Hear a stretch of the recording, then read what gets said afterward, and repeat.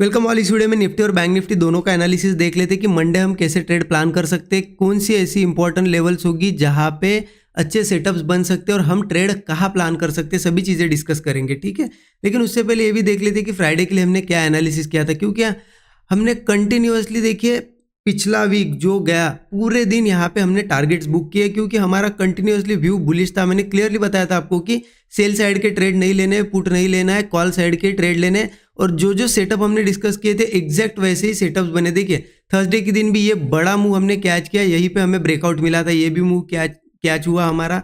ठीक है, उससे पहले अगर देखा जाए ना, इस दिन भी हमने टारगेट ही बुक किया, इस दिन भी। और इस दिन भी देखा जाए तो देखिए मार्केट सस्टेन करने के बाद यहाँ ब्रेकआउट बना था, ये इस दिन भी हमें अच्छा टारगेट मिला।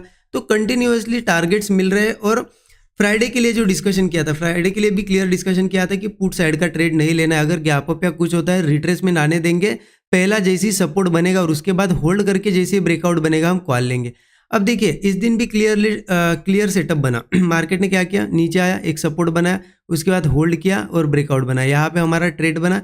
यहाँ से भी देखोगे ना, लगभग यहाँ 40-50 पॉइंट का ये मूव होगा। अगर देखा जाए तो 40-50 पॉइंट भी अगर कंसिडर करें तो कितना हो जाता है, 1:2 के आसपास का टारगेट हमें मिला है। लेकिन मैंने ये भी चीज़ आपको बताई थी कि क्वांटिटी कम रखो, क्योंकि अब इतना अच्छा मूव आ चुका है, जब तक अच्छी रिट्रेसमेंट नहीं आएगी, वन साइडेड मूव नहीं आएगा, तो क्वांटिटी कम रखो। लॉस भी होता है तो कम होगा और प्रॉफिट भी होता है तो छोटा होगा। तो 1:2 के आसपास मिला, तो जिन्होंने बुक किया ठीक है, क्योंकि साइडवेज बहुत हो गया था तो बुक करना ज़रूरी है। जिन्होंने नहीं किया होगा क्या हुआ होगा, क्या करते हैं हम कि 1:2 एक बार मिल जाए तो हम कॉस्ट पे स्टॉप लॉस लेके आते हैं, कॉस्ट पे स्टॉप लॉस लेके आते हैं, तो आपका लॉस तो नहीं हुआ, इस दिन हुआ तो प्रॉफिट ही हुआ है, राइट। और बैंक निफ्टी में भी सेम डिस्कशन किया, तो बैंक निफ्टी ने अच्छा टारगेट दिया, क्योंकि बैंक निफ्टी का देखोगे हमने डिस्कशन क्या किया था कि अगर यहाँ पे नीचे आता है और मार्केट स्विंग या सपोर्ट कोई बनाता है और ब्रेकआउट देता है तो हम कॉल लेंगे। अब देखिए यहाँ से नीचे आया, इस तरीके से कंसोलिडेशन हुआ, यहाँ ब्रेकआउट मिला, यहाँ पे स्टॉप लॉस होगा आपका। तो बैंक निफ्टी ने अच्छा खासा ऊपर का टारगेट दिया है, तो बैंक निफ्टी में इजीली 1:3 के ऊपर का टारगेट मिला। तो देखिए डिस्कशन के हिसाब से पिछले वीक कंटिन्यूअसली प्रॉफिट हुए, एक भी दिन एसएल नहीं गया। ठीक है, तो ज़रूर कमेंट में बताइए आपका पिछला वीक कैसा गया, और फ्राइडे का ये ट्रेड आपने लिया या नहीं लिया मुझे ज़रूर बताइए। और लाइक नहीं किया होगा अब तक वीडियो को तो लाइक कर दीजिए। अब देखते हैं कि मंडे कैसे ट्रेड करना है। तो निफ्टी का सबसे पहले देख लेते हैं, 15 मिनट चार्ट पे चलते। कहीं ना कहीं देखा जाए ना, मार्केट में क्लियर कट ब्रेकआउट आया है। देखिए इस तरीके से पैटर्न था, ये इनवर्स हेड एंड शोल्डर जैसा पैटर्न था निफ्टी में भी, और एक ब्रेकआउट हमें देखने को मिला है, ऊपर होल्ड कर रहा है मार्केट। अब एक मार्केट की खासियत क्या होती है ये समझिए, कभी भी इतना अच्छा ब्रेकआउट दिया ना मार्केट ने, तो नेक्स्ट डे कंटिन्यू ऐसे वन साइडेड नहीं जाएगा, वो एक तो साइडवेज होगा, थोड़ा रिट्रेस करेगा फिर जाएगा। क्योंकि क्या होता है, रिटेलर्स यहाँ ट्रेड नहीं लेते, यहाँ नहीं, पूरा देखते रहते हैं, और नेक्स्ट डे जैसे गैप अप वगैरह होगा ना, कॉल पे कॉल लेते जाते हैं। उनको लगता है कि कल ऊपर गया, मिस हो गया, चलो आज लेता हूँ मैं, और मार्केट उनको निकालने के लिए ऐसे साइडवेज होता है, थोड़ा बहुत नीचे भी आता है। ठीक है, तो ये चीज़ें होती है। अब मार्केट कहीं ना कहीं इस लेवल पे होल्ड करके देखिए मार्केट का स्ट्रक्चर कैसे है, यहाँ पे व्यू आपका क्लियर होना ज़रूरी है। अगर व्यू क्लियर होगा ना, तो मार्केट में हमेशा यहाँ पे प्रॉफिट ही बनेगा। हमेशा मतलब 100 में से 100 बार प्रॉफिट नहीं होगा, यहाँ पे 9-10 बार लॉस भी होगा, लेकिन 90 ट्रेड्स आपके प्रॉफिट में होंगे, 10 ट्रेड्स तो लॉस में ऐसे ही जाएंगे, क्योंकि हर बार सही होना पॉसिबल नहीं है, राइट। तो देखिए व्यू बहुत ज़रूरी होता है, तभी जाके प्रॉफिट बनता है। अगर आपका व्यू गलत है, देखिए जैसे कि हमारा व्यू कंटिन्यूसली बुलिश था पिछले वीक, तो कंटिन्यूसली हमारे सेटअप यहाँ पे काम कर रहे थे। अब ऐसे में क्या होता है, अगर देखिए इस दिन हमारा व्यू बुलिश था तो हमें यहाँ पे ब्रेकआउट पे ट्रेड मिला। अब व्यू अगर आपका गलत होता है कि व्यू ही आपका बियरिश होता, तो क्या होता, आप यहाँ पे हमेशा ये वाली ये कैंडल में आप पुट लेने का सोचते, कॉल लेने का नहीं सोचते। इसलिए व्यू आपका सही आना ज़रूरी होता है, तभी जाके सेटअप भी काम करता है। अगर व्यू भी गलत है तो फिर सेटअप भी काम नहीं करेगा, राइट। तो अब हमें ट्रेड प्लान करना है तो क्या करना चाहिए, मार्केट ऊपर लेवल पे होल्ड कर रहा है। अब अगर सीधा मान लेते हैं चलो मार्केट यही कहीं फ्लैट ओपन हुआ और ऊपर जाने लगा यहाँ पे होल्ड करके, तो इस रेजिस्टेंस के ऊपर हम ले सकते हैं, क्योंकि एक रेजिस्टेंस बना, उसके बाद नीचे आया, बार बार कोशिश तो कर रहा है। अगर इस बार फिर से ये रेजिस्टेंस निकाल देता है, ये लेवल आ जाती है 25,390 की। ठीक है, 25,390 के लेवल आते, चेक कर लेते हैं हम एक बार। यस 390 के आसपास है। तो मान लेते चलो यहीं पे कंसोलिडेट किया मार्केट ने और ब्रेकआउट दिया 25,390 का, तो हम वैसे ही कॉल ले सकते हैं। ठीक है, सिर्फ ध्यान रखना गैप अप भी होता है या फिर यहाँ से भी सीधा जाता है। चलो मान लेते कंसोलिडेट नहीं किया, गैप अप हुआ या फिर यहाँ से गया, तो हम 390 के ऊपर सस्टेन करने का वेट करेंगे। 390 के ऊपर सस्टेन करेगा और ब्रेकआउट आएगा तो कॉल लेंगे। लेकिन एक चीज़ ध्यान रखना, यहीं पे पास में एक रेजिस्टेंस है जो कि आ जाता है 25,450 का, ठीक है। और इसको अगर ब्रेक करता है तो फिर 25,550 का, ये दोनों रेजिस्टेंस है। अब इंपॉर्टेंट क्या हो जाता है ना, मार्केट मान लेते सीधे ये 450 के आसपास ओपन हुआ तो फिर दिक्कत है कि क्या होता है ना, सीधे 450 के आसपास ओपन हुआ तो फिर सेलर आएंगे, फिर नीचे लेके आएंगे, मार्केट को हो सकता है इस स्विंग के भी नीचे लेके आए या फिर यहीं पे साइडवेज हो जाए। इसलिए इंपॉर्टेंट ये है कि मार्केट गैप अप भी होता है इस लेवल के 390 के ऊपर, तो यहीं पे पास में मिलना चाहिए। मतलब आप थोड़ा देखना, जब कंसोलिडेट करके ब्रेकआउट मिल रहा है, यहाँ पे होल्ड करके रेंज बना के ब्रेकआउट बन रहा है ना, तो हमारे पास नहीं कुछ तो यहाँ से 40 से 50 पॉइंट की मार्जिन मतलब रेंज होनी चाहिए, तभी आप यहाँ ट्रेड प्लान करोगे तो आपको 40-50 पॉइंट मिल पाएंगे। मुझे बताइए, अगर गैप अप हुआ और इसके बिल्कुल पास में ही कंसोलिडेट करा और यहाँ ब्रेकआउट आ रहा है तो क्या 10 पॉइंट के लिए आप ट्रेड लोगे? फिर नहीं लेना है ट्रेड, फिर वेट करना है 450 के ऊपर जाए, सस्टेन करे, फिर ब्रेकआउट आए, फिर 550 के टारगेट के लिए हम ट्रेड प्लान कर सकते हैं। या स्टॉप लॉस 20-25 पॉइंट का रखिए, 1:3 का टारगेट एक मिनिमम रखिए, ठीक है। ऐसा ज़रूरी नहीं कि ये टारगेट रखना है, सिर्फ इतना ध्यान रखना कहाँ ट्रेड लेना है, ठीक है। अब देखिए एक चीज़ क्या हो सकती है ना, मार्केट थोड़ा नीचे भी आ सकता है, इस स्विंग के भी थोड़ा नीचे आने की कोशिश कर सकता है, क्योंकि वन साइडेड मूव आया है, यहाँ सेलिंग मूव आया है, मतलब सेलर्स आए हैं, थोड़ा बहुत मार्केट को हो सकता है नीचे लेके आए। कभी भी मार्केट में रिट्रेसमेंट आना ज़रूरी होता है। अगर अच्छी खासी थोड़ी रिट्रेसमेंट आएगी ना तो मार्केट में उतनी ही स्ट्रेंथ आती है, क्योंकि कभी भी देखना आप, मार्केट ऐसा जाता हुआ नहीं दिखेगा आपको, मार्केट ऐसे जाएगा, थोड़ा रिट्रेस करेगा, फिर ऐसा ऐसा स्ट्रक्चर होता है मार्केट का, ठीक है। तो इसलिए थोड़ा नीचे आके अगर जाता है तो हम वहीं पे भी ट्रेड प्लान कर सकते हैं। अगर नीचे आता है, मान लेते इस सपोर्ट के भी नीचे आया, चलो तो सब नीचे आने दो, फिर मार्केट एक सपोर्ट क्रिएट करेगा, उस सपोर्ट को अगर होल्ड करता है उसके ऊपर और ब्रेकआउट देता है तो कॉल लेंगे। Stop loss 20-25 point minimum target 1:3 हमारा होना चाहिए।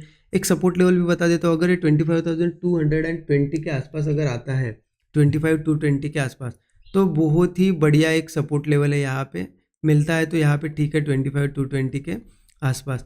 अब क्योंकि क्या होता है ना, अगर ये सपोर्ट पे आएगा तो होगा क्या, इतने अच्छे मूव के बाद एक अच्छी खासी रिट्रेसमेंट भी होगी, उसके बाद इस सपोर्ट के आसपास आके अगर ब्रेकआउट बनाता है तो एक अच्छा ट्रेड मिलेगा, ठीक है। गैप डाउन अगर होता है, मान लेते हैं यहाँ ओपन हो के नीचे या गैप डाउन हो, इस सपोर्ट पे डबल बॉटम बनाए या फिर यहाँ पे एक रेंज बना के ब्रेकआउट दे, कॉल ट्राई करेंगे। देखिए मैं पुट के लिए अभी नहीं जा रहा हूँ, क्योंकि क्या होता है, स्ट्रक्चर क्लियर कट बुलिश है, ठीक है। स्ट्रक्चर बुलिश है तो यहाँ पे हमें अपसाइड के ट्रेड प्लान करने चाहिए, ठीक है।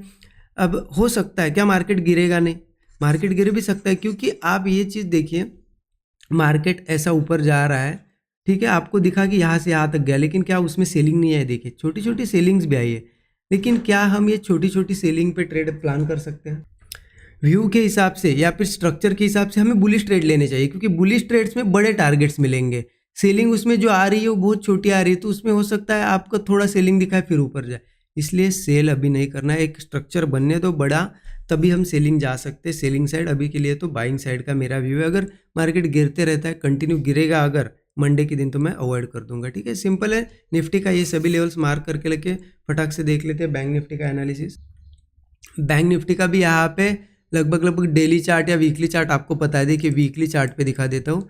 वीकली चार्ट पे इतने बड़ा, मतलब वीकली चार्ट मतलब सबसे बड़ा टाइम फ्रेम होता है, मंथली सबसे बड़ा है, लेकिन वीकली भी यहाँ पे बहुत इंपॉर्टेंट टाइम फ्रेम है। और उस पर अगर देखा जाए ना, एक ट्रेंड लाइन मैंने मार्क कर दी वीकली चार्ट पे, देखिए सपोर्ट सपोर्ट सपोर्ट, ये 9 से 10 बार एक पर्टिकुलर ट्रेंड लाइन पे सपोर्ट लिया, और इस बार भी एक यहाँ पे सपोर्ट लेके देखिए एक अच्छी खासी ग्रीन कैंडल, वीकली कैंडल बनाई है। मतलब ये जो 2-4 कैंडल्स थी उस सबसे बड़ी ये कैंडल है। तो इससे क्या पता चल रहा है कि अगर ये कैंडल कंटिन्यू करती है तो नया हाई लगना कोई बड़ी बात नहीं है। 54,000 या 55,000 ईजिली मार्केट क्रॉस कर सकता है, ठीक है। तो इस तरीके से हम यहाँ पे अभी अगर देखा जाए ना, बड़े टाइम फ्रेम पे सपोर्ट पे, तो आपको पोजिशनली सेलिंग ट्रेड प्लान करने में होगे तो मेरे हिसाब से वेट करना चाहिए, क्योंकि बैंक निफ्टी में और निफ्टी में अगर देखिए बैंक निफ्टी नहीं गिरेगा तो निफ्टी भी नहीं गिरेगा, तो आपको बैंक निफ्टी और निफ्टी दोनों में सेल साइड के पोजिशनल ट्रेड्स अवॉइड करने चाहिए जब तक इसके नीचे नहीं आता। चलो ठीक है, ये ब्रेक वगैरह करता है नीचे तो कोई बात नहीं, फिर गिर सकता है, लेकिन अभी के लिए तो स्ट्रॉन्ग सपोर्ट पे। और जब जब इस सपोर्ट पे आया देखिए उसने मुंह ऊपर का ही दिया है, ऐसा नहीं है कि गिरा है। तो इस बार भी आप पैटर्न के हिसाब से चलते हो तो मार्केट ऊपर ही जा सकता है, इसलिए सेल साइड का थोड़े पोजिशनली ट्रेड हम नहीं लेना है। इंट्राडे के हिसाब से ठीक है, थोड़े बहुत हम सेल साइड जा सकते हैं अगर चांस मिलता है तो।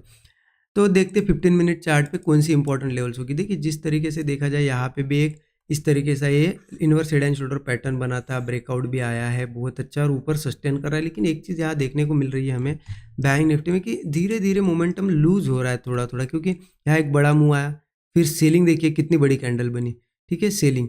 यहाँ पे आप देख सकते हैं छोटी छोटी कैंडल बनी, फिर एक सेलिंग कैंडल बनी, छोटी छोटी कैंडल, फिर एक बड़ी सेलिंग कैंडल, और यहाँ पे भी देखिए यहाँ एक रेजिस्टेंस फेस कर रहा है। तो हो सकता है थोड़ा बहुत सेलिंग करे मार्केट, क्योंकि ऑब्वियस सी चीज़ है कभी भी मार्केट को ऊपर जाना है ना, ऐसा जाएगा तो सस्टेन ही नहीं करेगा ज़्यादा।